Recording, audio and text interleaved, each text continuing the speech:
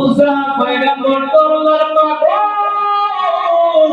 আল্লাহ তাআলা বলে মুসা আমি আল্লাহ তাআলাকে যদি দেখতে চাও ওই পাহাড়ের মধ্যে যাও, ওই পাহাড়ের মধ্যে গিয়ে আমি আল্লাহ তাআলাকে দেখতে পাইবা না।